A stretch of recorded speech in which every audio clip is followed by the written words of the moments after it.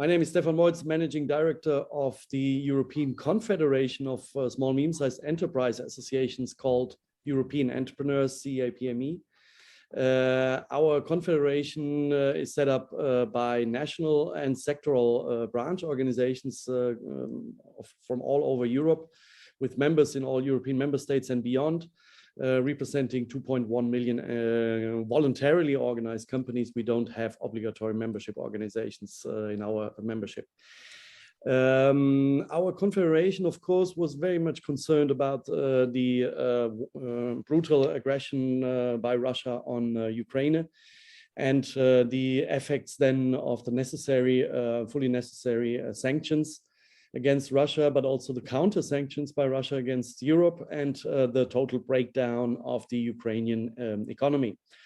All this urged us to organize a series of actions. Of course, we called the European Union to undertake some important actions to reestablish as fast as possible, or help to reestablish as fast as possible the supply chains, which were interrupted, and of course trying to find new partners, new sources around the world and in different countries, as well as also, of course, arranging as much as possible the progressive independence from gas and oil from Russia and from other important raw materials.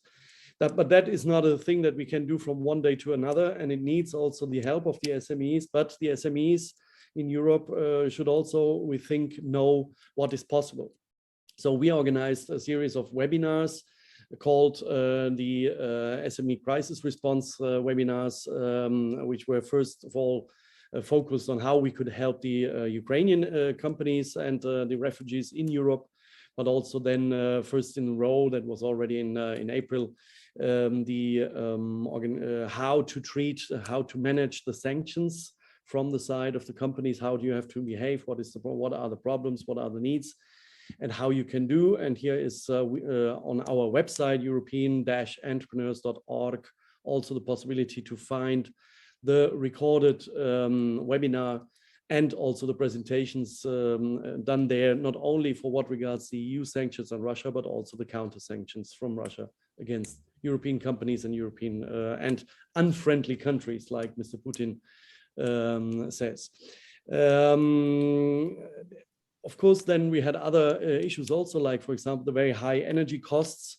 And now we would like to treat the aspect of free trade agreements, because we believe that most probably the supply chains, international supply chains, must diversify. We must find new sources in different countries. And here, the fact that the European Union has drafted and signed in the last decades free trade agreements with countries and also economic blocs all over the world is a very good starting point. But many SMEs don't know that there in these free trade agreements are also so-called SME chapters, and that there are special advantages for SMEs using free trade agreements with countries like Canada, like Vietnam, and so on and so forth, like Japan. Now my colleagues will present that better. I would like to first of all present here my colleague Haldor Haldorsson of the Danish Export Association. The Danish Export Association is very much experienced, of course, with international trade and with free trade in particular. And that was also his proposal to organize this webinar in favor of the SMEs all over Europe and beyond, to help them to use these advantages right now in this very critical situation. And then Haldor Haldorsson will present the other speakers. Thank you very much, Haldor. The floor is yours. Thank you very much, Stefan, and good morning from Denmark.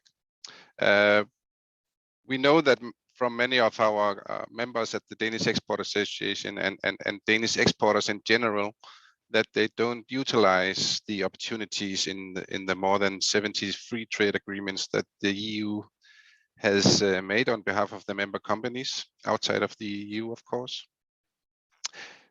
Some companies are not aware of the trade agreements, and some know them but still pay the customs because they don't know how to do it, or think it's too time consuming to fill out the necessary documents. And this problem is particular among the SMEs. And we are both talking imports and exports here. European SMEs are therefore having costs that are unnecessary and lose hereby competitiveness at the markets. The biggest loss may be the orders they never get because the price is too high. In my opinion, it's therefore important that we inform about the free trade agreements, and we have a system that is easy to use for the companies, especially for the SMEs. And to tell about the possibilities and the assistance that is available that we will learn more about today. And I hope that this seminar will show that there are tools and assistance available so that European companies should not pay any unnecessary customs in the future, and that we hereby can be more competitive on third country markets and win some more orders. This is good for the company, it's good for the country, and it's good for the EU. So with these words, I welcome you all to this webinar on free trade agreements. And I will hereby give the word to Ms. Shirin Hermans, Advisor on Trade Strategy at the European Commission. The word is yours. Welcome.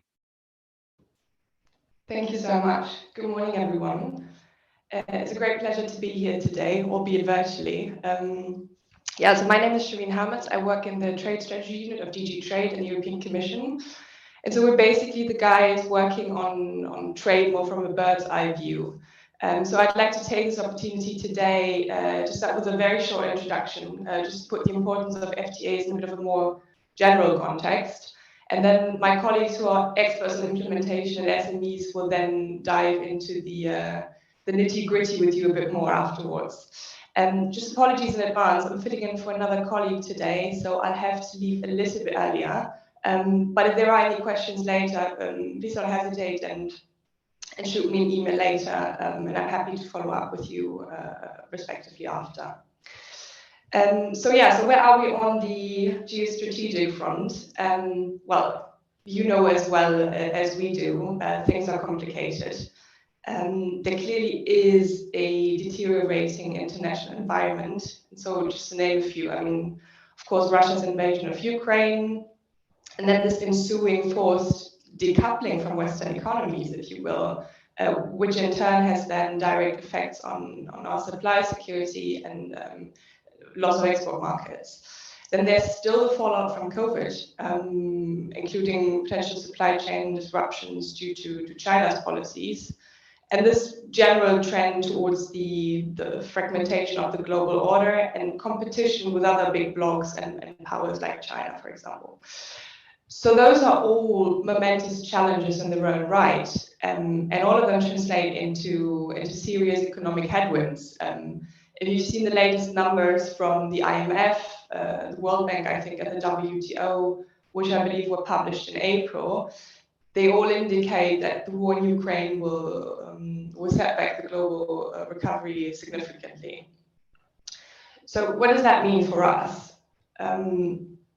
Well, you may know that the EU published a new trade strategy in 2021. Its headline concepts are openness, sustainability, and assertiveness. And let me tell you, it's certainly not the answer to everything, but it's meant to be a signpost to help us navigate those uncertain waters.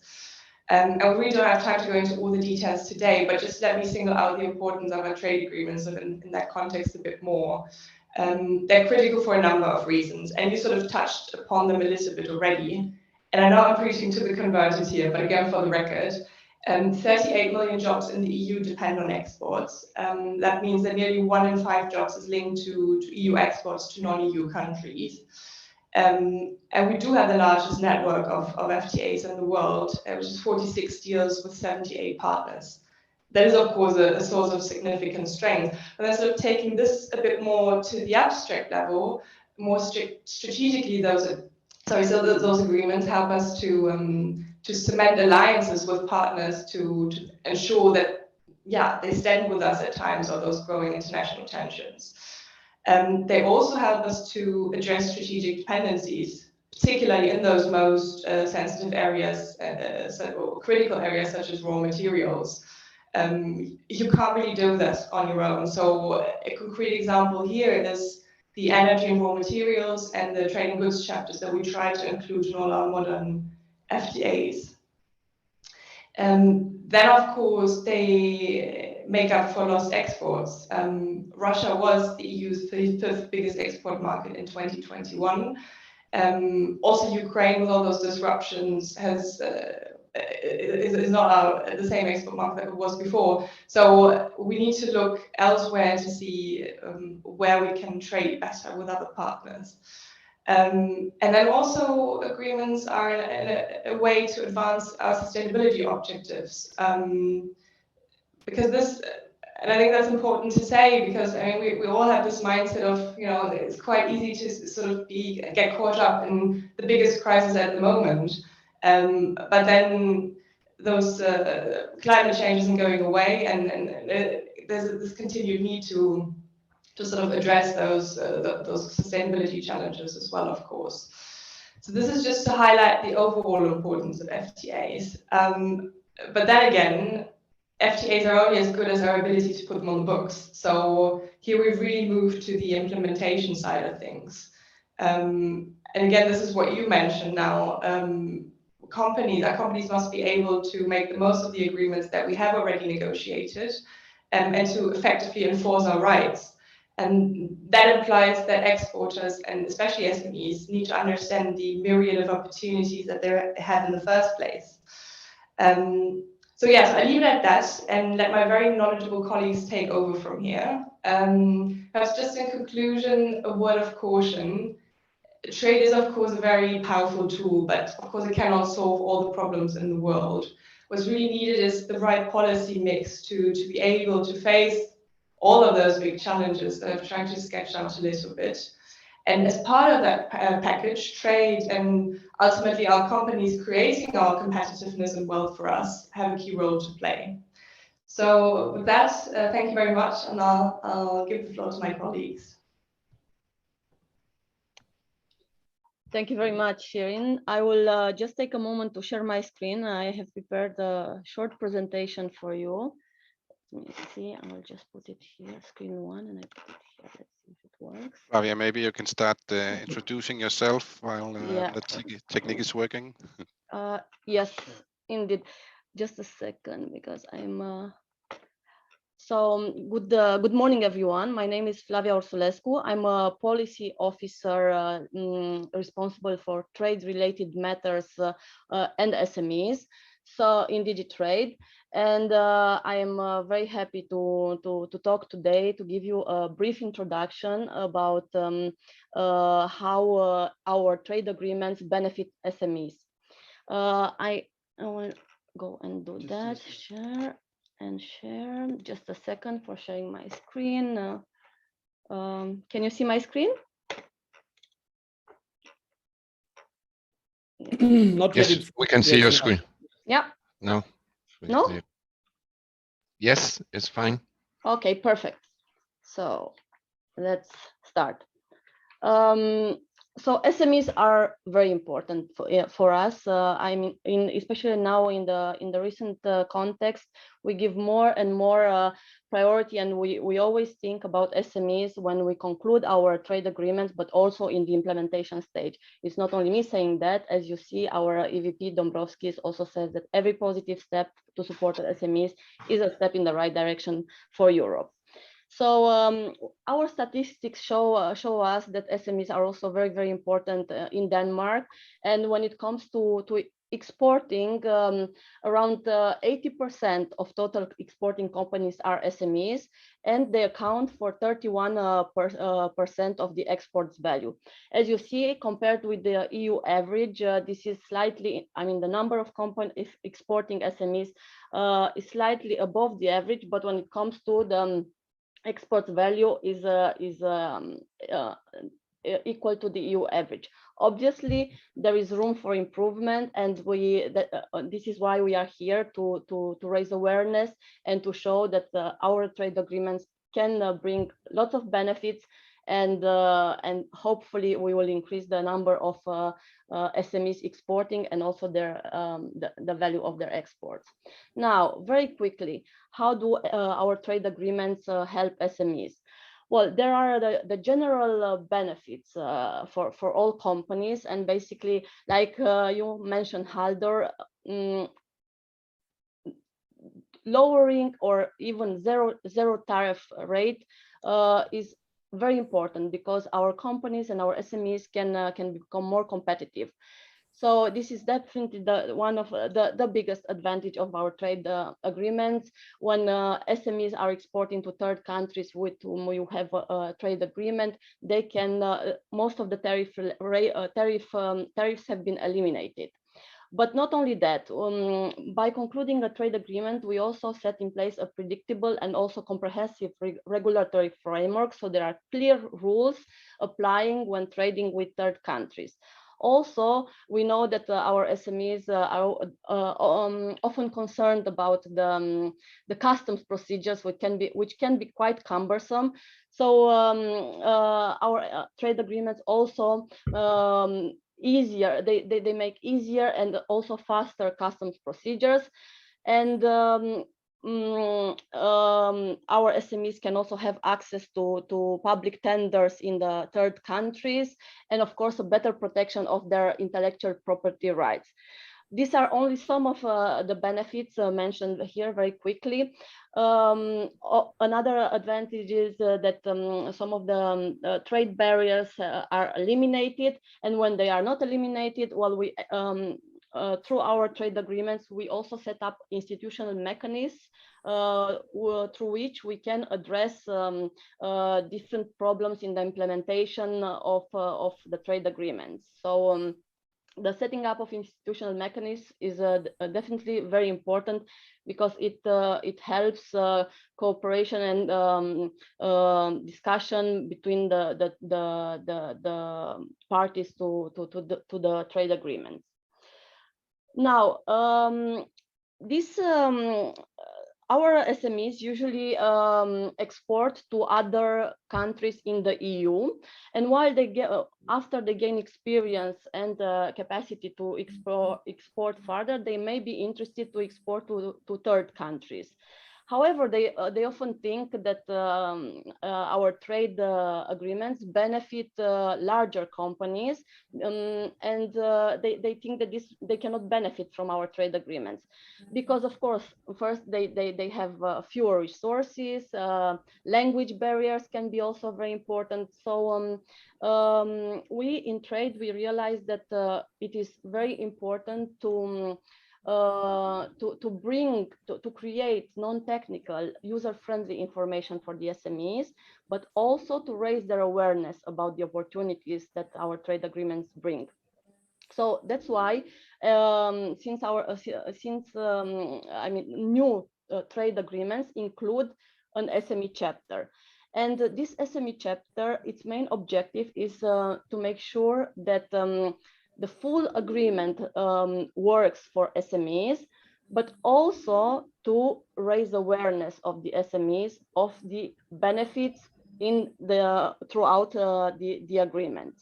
So how does it do that? Basically, the most important feature when we talk about SME chapter is information, access to information. Actually, missing market access information is one of the main barriers for SMEs.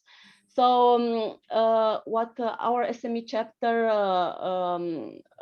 tries is to ensure transparency for all kinds of import requirements, but also, again, to establish an appropriate institutional setup which oversees the full implementation and tries to make sure that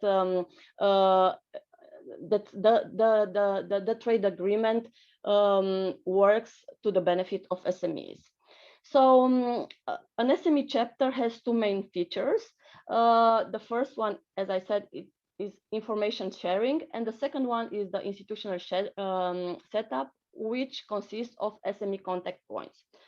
Now, as I said, access to market information is essential.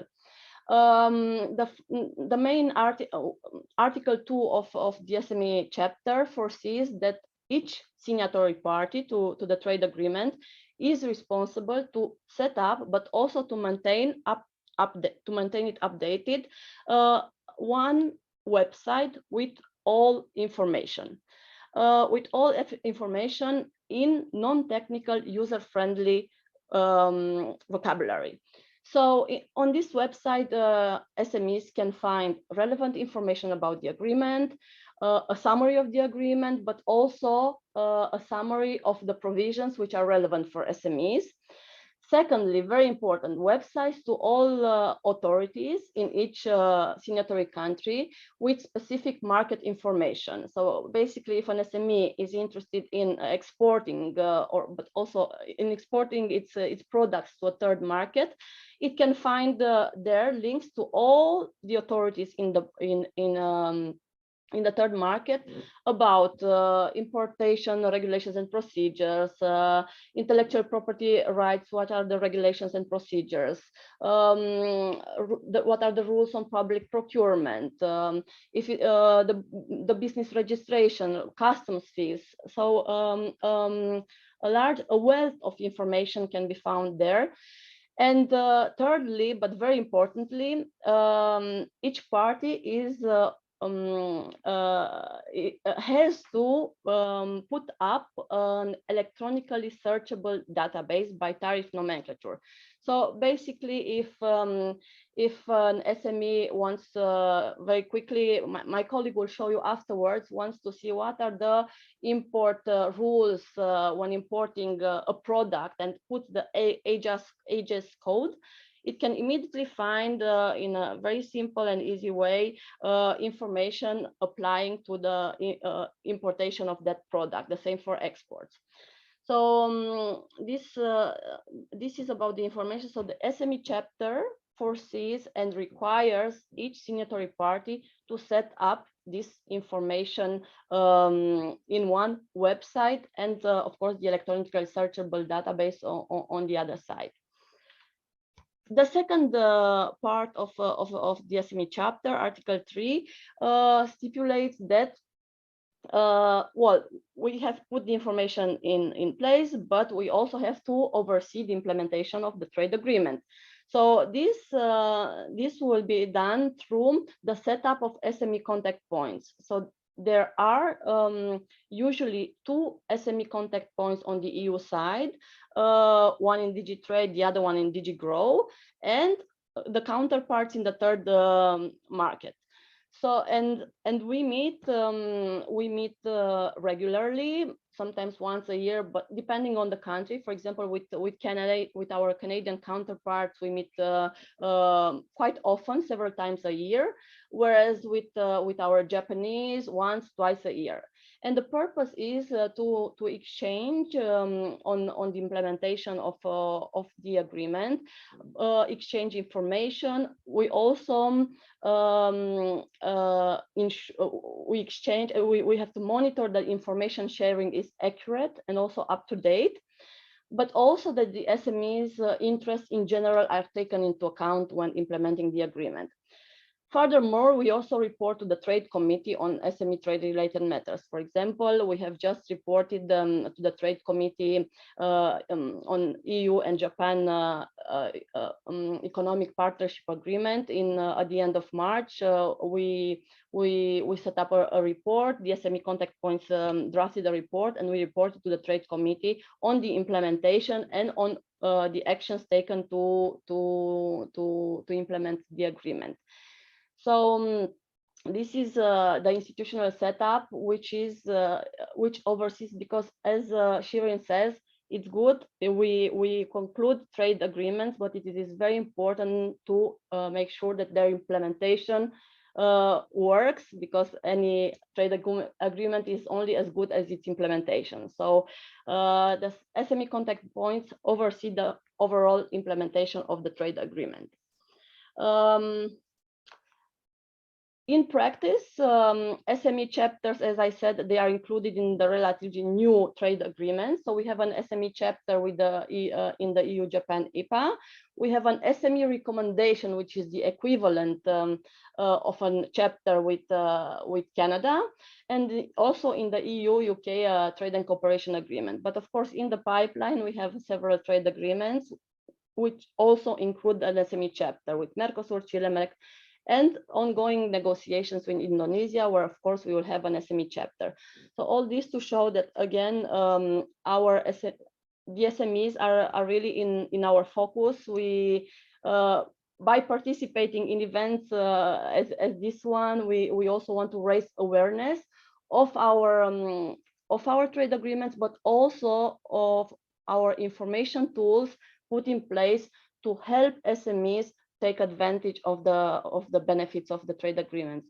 And now I will pass the floor to my colleague Sol, who will show you more in practice our access to market portal, which is a comprehensive information tool for SMEs and for business associations who are here to help our SMEs internationalize. Thank you very much. Thank you, Flavia, and I just wanted to add that to the participants, if you have any questions, please write them in the chat, and we'll take them after the presentations and direct them to the speakers. The word is yours, Saul. Thank you very much. So I just want to confirm if you can see the screen already. Yes, that's fine. Yes. So you see the access to market site? Yeah, it's a bit small. Maybe if you can increase a little bit the visualization. Thank you.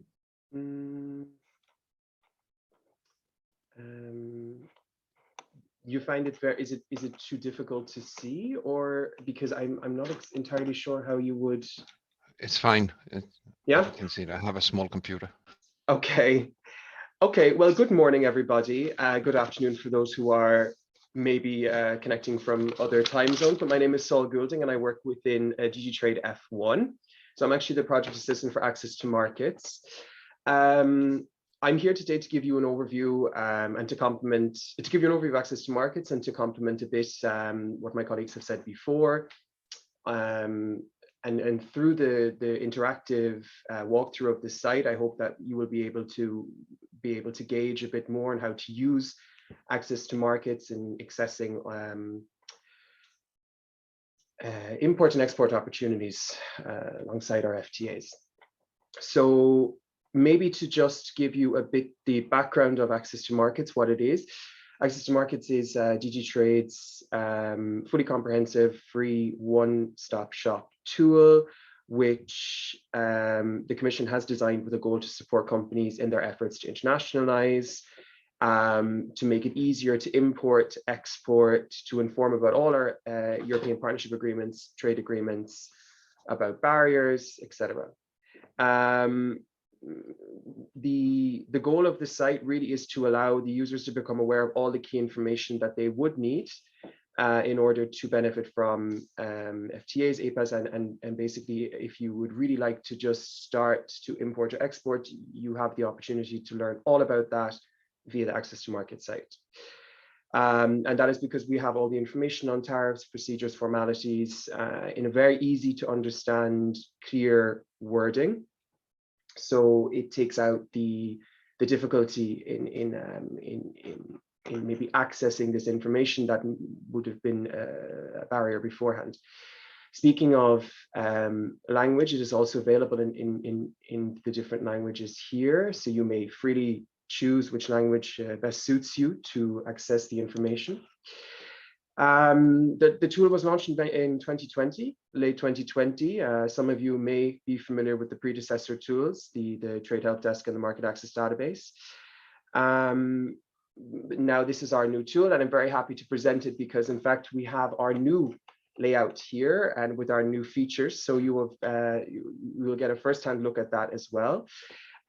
Just to give you a bit the update on our new improvements, we've organized and updated a bit in relation to the, in reaction to the situation in Ukraine. So indeed that we now have all information on EU sanctions, which show via disclaimer. I'll give you a bit of real-time example of that in a second. But we will also have the information on countermeasures for Russian and Belarusian countermeasures available by the end of this month. And yeah, we have the new layout, which is very exciting because it's a much more comprehensive overview now, which I will now show.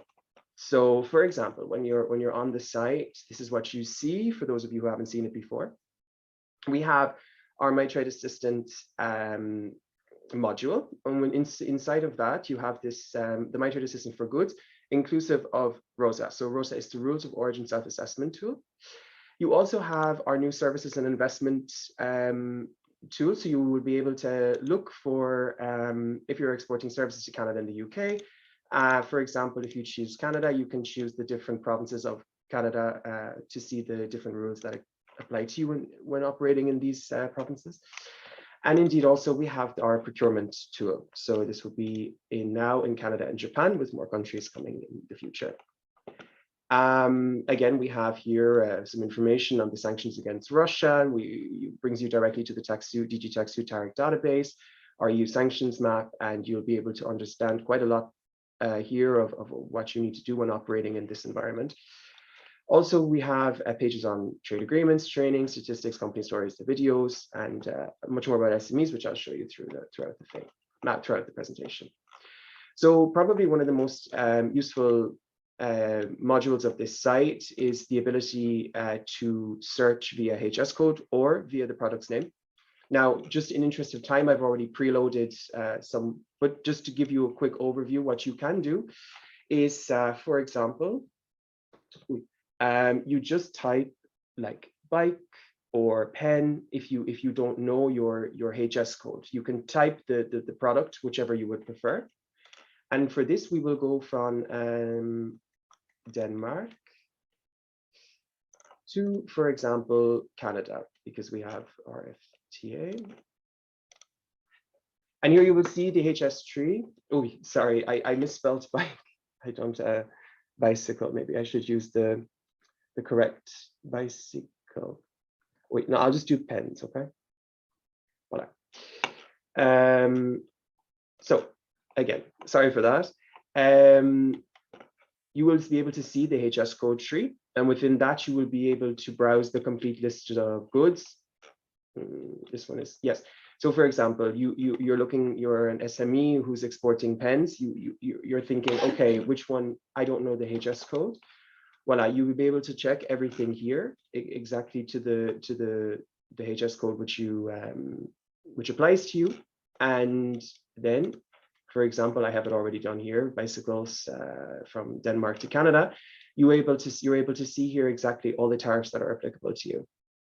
So due to the FTA with Canada, we see here the EU preferential rate of 0%. You are able to look through all of the different notes here to get a bit more of an overview of what you would need to understand.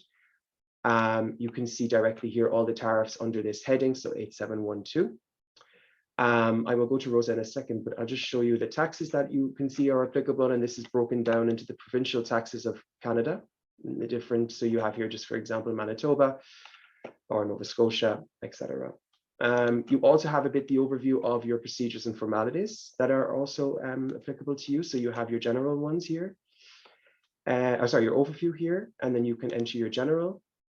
And this, for example, you can see, indeed, let's say commercial invoice, the exact data that you would need on this commercial invoice in order for it to be acceptable. And you can peruse these as you wish to check what you need, etc. So they're all there. There's a lot of information there. Anyway, so then here we have the trade barriers that are there. And you can have a look a bit the statistics you see here. And just to go back to this ROSA, so Rules of Origin Self-Assessment Tool. We have now the ROSA 2.0 launched on our Access to Market site. And you may you may basically check the origin of your product in order to benefit from the reduced tariffs, or making sure that you qualify for the lower or zero preferential tariff rate. If I can give you maybe a quick overview. Let's see if we can do it. This would be a bit what the self-assessment looks like. So here we have our HS code already input from the EU to Canada. So this is the bike one.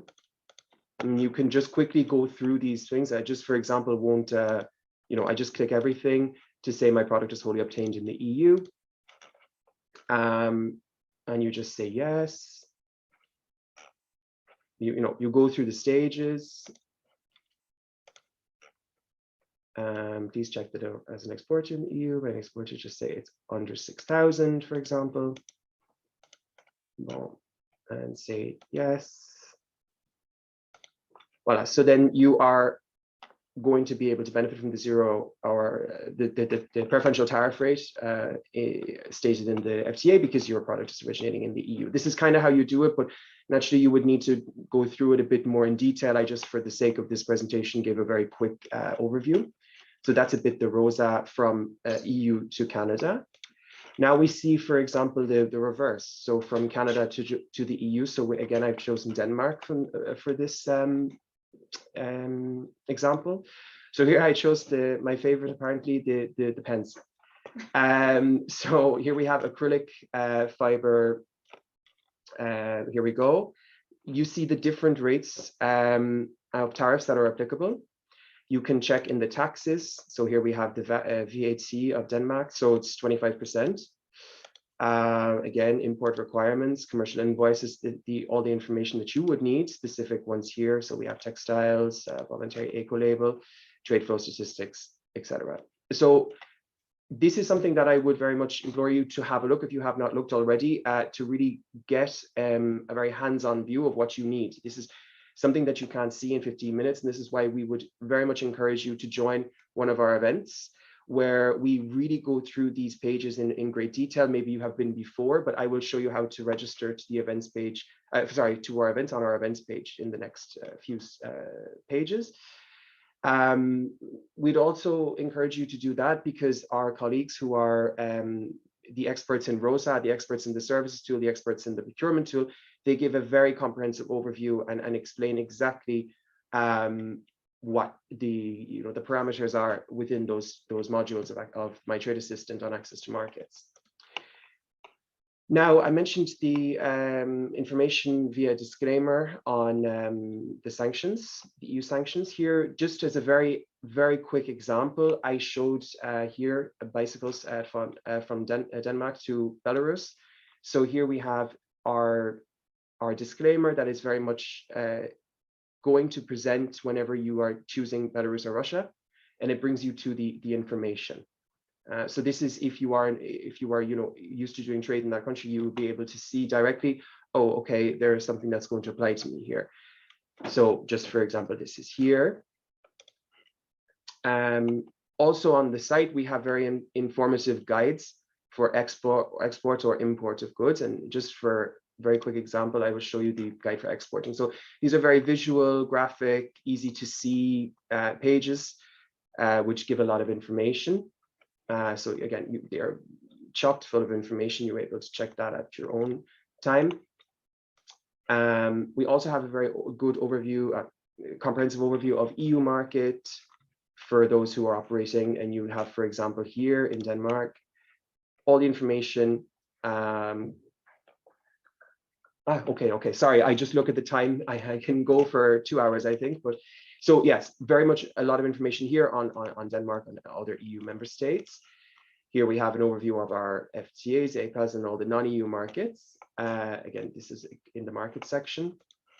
Here we have the aforementioned events page. This is where I would like to promote a bit the next training, which is held via Interaxio, which is an online platform in 5 different languages. And we do these every few months alongside presentations like this. You may click here to register freely. It's a completely free event with a lot of information. over the 2 hours period. You're able to answer questions and ask questions, get answers, and we give you a much more in-depth overview. And the last slide, just in the interest of time, I bring you to our contact page. So, for example, if you would like to launch a complaint via the single entry point on a market access barrier that you think you're facing, or a TSD, or a trade and sustainable development, or a generalized scheme of preferences issue that you think you're facing, you are able to report it here through the access to market single entry point on the contact page.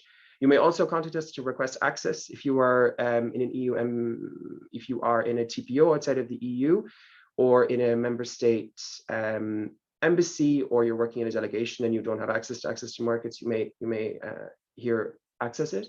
You can contact us on anything on access to markets. This will be dealt with by us. So if you have any questions, please feel free. And again, market access complaint form and trade and sustainable development will be dealt with the colleagues who are in our enforcement team.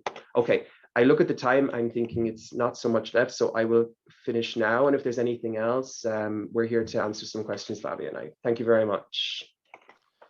Thank you very much, Saul. Very interesting, and I understand you can continue because it's there's a lot of information on that page. So I'll consider to participate in your seminars because it's very interesting. Now we move to Denmark to tell you a little bit about how we deal with the FTAs here in Denmark. And Mr. Lars Gade Holm, Special Advisor on Market Access from the Ministry of Foreign Affairs of Denmark, will give us a short presentation of the take from the Danish side. The word is yours, Lars.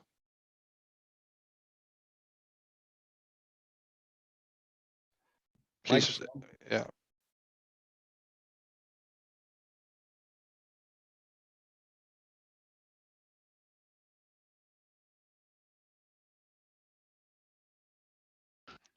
So now you can hear me, and you can see the screen also. Okay. I just thought I'm Lars Gade Holm. I'm working here in the Ministry of Foreign Affairs with in our office for trade policy and analysis and market access. I'll try to shorten my presentation as it's a little bit I don't have that much time. This is just to give you an overview of where we have our trade agreements. We have 70 EU have 70 trade agreements with 78 partners around the world. This is quite interesting because Sweden had made investigation on the trade use of trade agreements from Sweden to South Korea. And the finding is that many SMEs are not aware of the FTA. Micro companies and large companies are very good in using the FTAs, the rules in the FTAs, the possibilities in the FTAs. And that's because the large one knows about the rules, the small ones are using custom brokers. Importers are not that knowledgeable of that much of the possibilities in the FTAs, and that's quite important now when we're talking about global value chains. Many companies say the rules of origin is difficult to handle, but actually 80 to 90% of the companies says that it's not that difficult to handle rules of origin or to understand rules of origin. And don't be afraid of these of rules of origin or just think it's that difficult. Is take a little bit of time to understand it and to find out, but when you have found out, you can use it in the future. This is just to give you an overview of how Danish companies are using the FTAs. And if you look, for example, on Norway, Lars, sorry, is it just me or can I not see your shifting slides? I don't know. Yeah, no, I see only the first slide still. Yeah. That's quite strange. Mm. I don't know what I can do. You should maybe now you. I see other slides. Yes, now you progress. Okay. Yeah. Okay. So this is just to give an overview of how good Danish company is in using the free trade agreements and the possibility to get custom reductions. If we look at Norway, Danish company use it in around 80% of the export. If we go down to one of the new free trade agreements, we can see in Canada is 72%. So what we're doing, yes, I just give you an overview here of the utilization rates. Where is the forgone savings largest?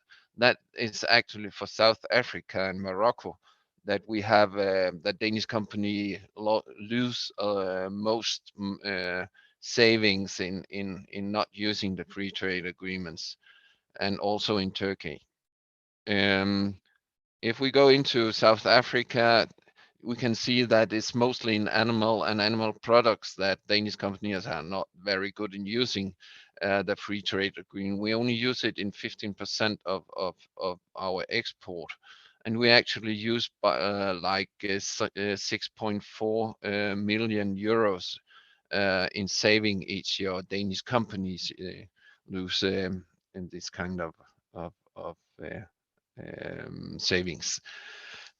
How do we work with SMEs? We have 65 missions around the world that are helping Danish companies with export promotion.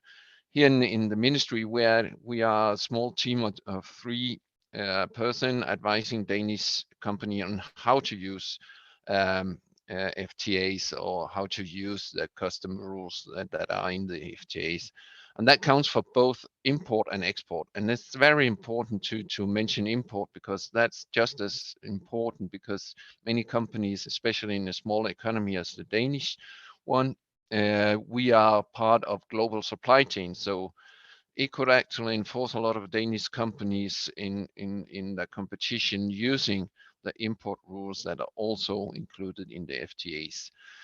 In yearly, a Danish company use like 60 million euros in lost savings, and that's quite a lot. And we can say that it's more or less a similar figure for imports. So Danish company pay like 120 million euros per year that they are not obliged to do by not using the FTAs or the rules in the FTA. As mentioned, the largest forgone savings is Algeria, Mexico, South Korea, and Turkey. Yes, and what are we doing to help the Danish SMEs? We're working together with the Danish business associations in order to inform about the FTAs, in order to inform the members about the FTAs.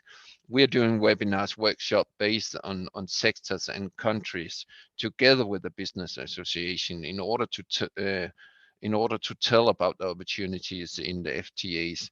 And we do that on country based on countries. For example, at South Africa, we lose a lot of cost savings or custom savings, and we do webinars in order to tell about the specific opportunities in the FTA, and also how to deal with it. And access to market is, of course, one of the key tools that is very good to use, and we use it ourselves. So that's a very good tool, and I can just recommend it. Also, we have an opportunity to advise Danish companies on specific products, on utilization of the FTA on specific products. We advise like 300 companies per year here in Denmark with specific questions about FTA and how to use the FTA, and help them to actually use the possibilities of cost saving, and that goes for both export and import. Yeah, and we of course working closely together with the Commission and DG Trade, and we're also working with trade barriers. That is important to actually press that our counterparts or FTA countries to follow the rules, and we have a special focus on the UK. This is the kind of an advisory that we provide. One of them, as we can say, one of the special thing we are doing is that we actually also advise Danish companies about FTAs between third countries. That means that if a Danish companies want to source or like to have a factory in Vietnam, we advise them on which kind of FTAs Vietnam has with third countries outside the EU. Otherwise, it's more or less what DG Trade had already told. I'll just to mention about trade barriers. That's also a very important issue. We are working with the EU delegation or the EU Commission in the MAC committee, where we actually deal with trade barriers, and we had together with the Commission has moved a lot of trade barriers to in cooperation with the member states, and we actually succeed in also raising problems that are raised from the SMEs, and that's one of the important tools is of course to use the single entry point, as Sol just told us about.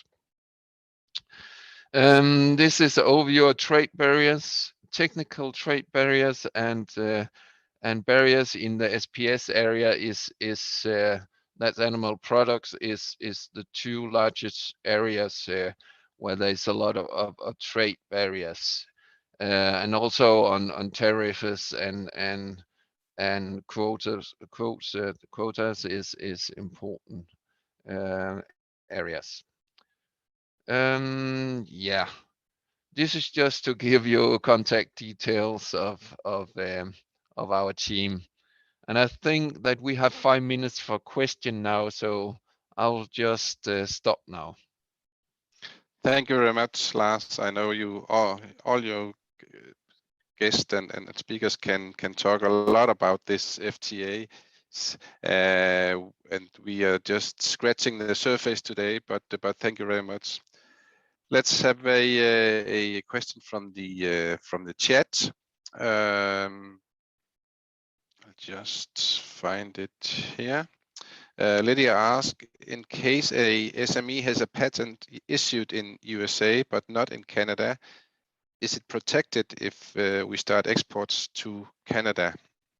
I don't know who is the best to answer that question.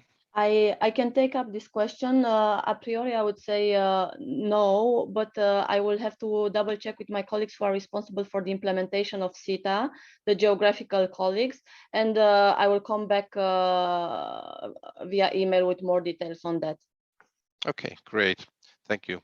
And George asked if you can shed more light on the EU EAC market access program. I know you already sent him a link. Maybe you can put a few words on the program.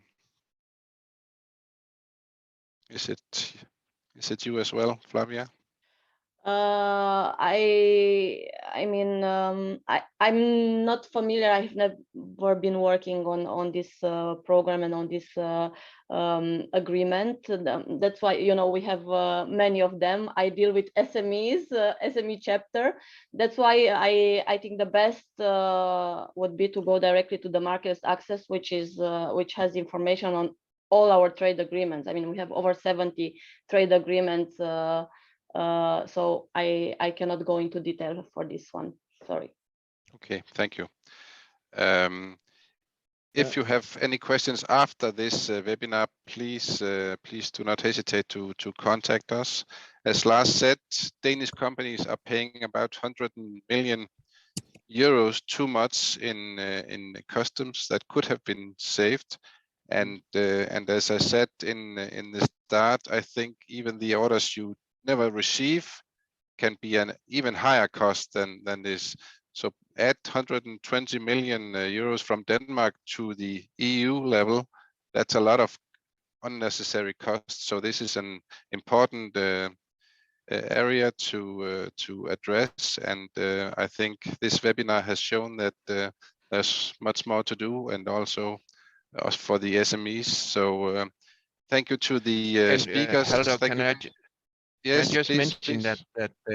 that we are actually, that it's very important to say that today is more in general, and we give an overview of the possibilities in the FTAs, but use the access to market, and also in Denmark, Danish companies contact us and get specific advice on your specific product. And that's we are very knowledgeable of the single rules that are for the different kind of markets, down to the specific project. And it could be a lot of questions or specific rules that apply to the export. So don't hesitate to call us or to contact us if there's any specific questions on your products. Yeah, Thank you, Lars. I have And still a yeah, question. I just wanted to give the word back to you, Stefan. Thank you from my side. Yeah. No, I was not. I was only asking questions. Then I would maybe close. We can make 5 minutes more. We started a little bit longer later. I saw in the presentation of Mrs. Ursulescu that there is also advantages in the protection of intellectual property. In this case, I wanted to ask: is it sufficient to protect your intellectual property in Europe, maybe with EU IPO, and then you can use it also in all free trade agreements that have been signed, for example, with Canada or Japan? Or must the intellectual property be protected on a world level, let's say with the WIPO on international level?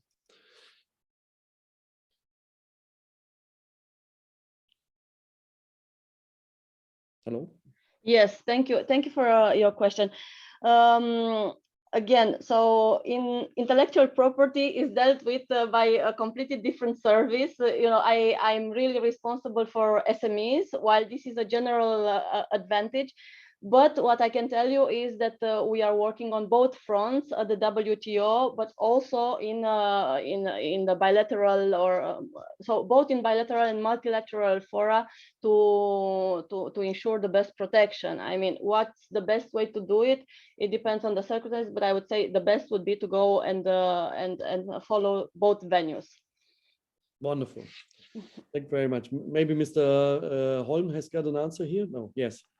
No, it's not for that one. I just want to mention that the EU delegation has special units in Japan and in China that are advising SMEs that could be used, and it's very important that they use these resources. I think it's only in Japan and China. That's correct.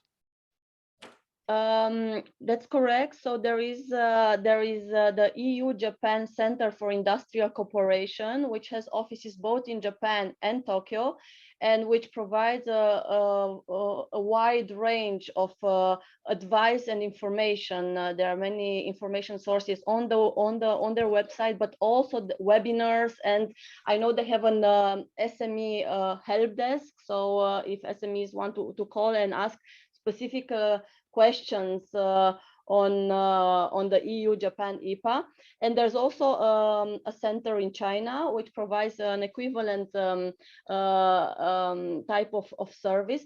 But we also have in intellectual property help desk and also trade defense help desks, helping SMEs with more particular, for example, IPR questions. But those are available only for certain markets, not for all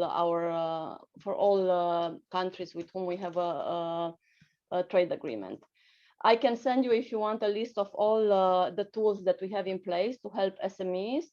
But definitely, yes, the two you have mentioned are very valuable in providing advice and expertise to SMEs. Yeah, I posted a link here in the chat to the SME IP help desk in China of the European Union. That is one example. Indeed, there is many further sources and offices that can support the SMEs. I would say thank you, Haldo, to the moderation, and of course also thanks to Mrs. Ursulescu, Mr. Golding, and Mr. Holm. Mrs. Hermans had already to leave us.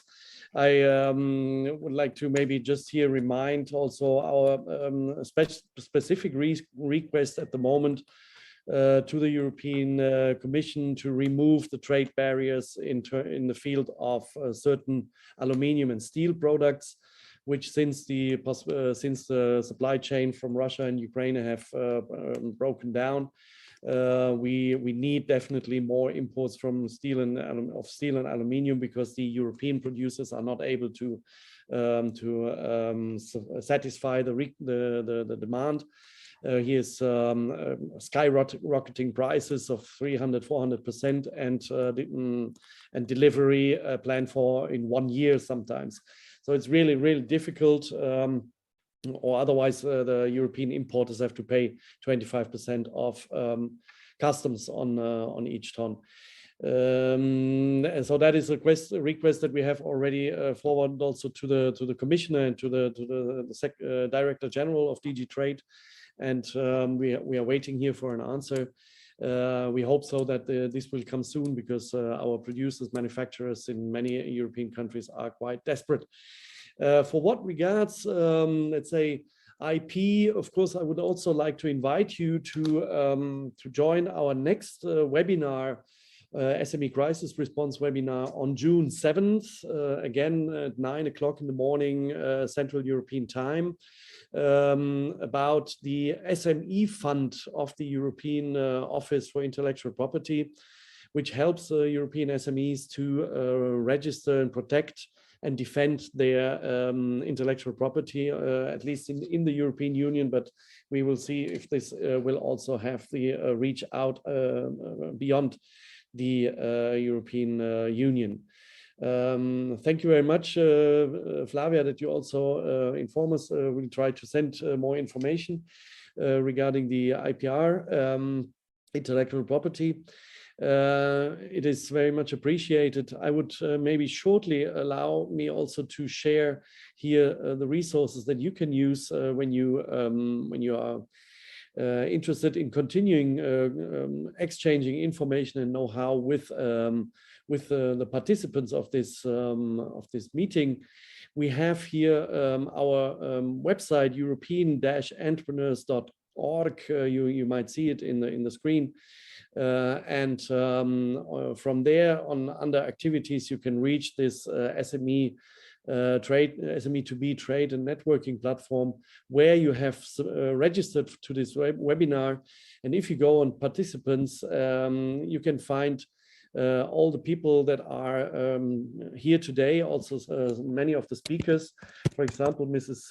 Kostova has got her, may I allow me to use your profile, because you have not only presented your company, but also you have here on the marketplace your products presented with a video, very nice. And if somebody would like to know more about Mrs. Kostova's products, either you can visit her website, or you can also directly contact her here with either a message, or also asking for a video meeting directly inside the platform. This is, let's say, the possibility. You are still, with your subscription, you are able to use this for the next month. Beginning of 2023, we most probably will shift to a paid use of this platform.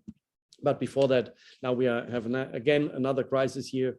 We would like to encourage you to use this as another tool to create business relationships all over Europe and beyond. We have many participants from many countries. You can use in that platform also a search tool to find out where you can maybe find partners from abroad.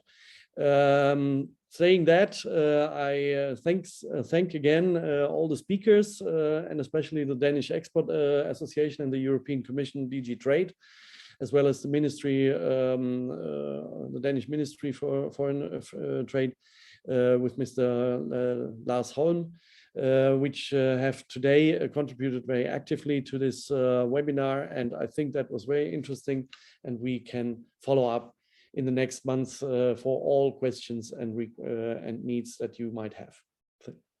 I wish you a happy day and a good coming week and month.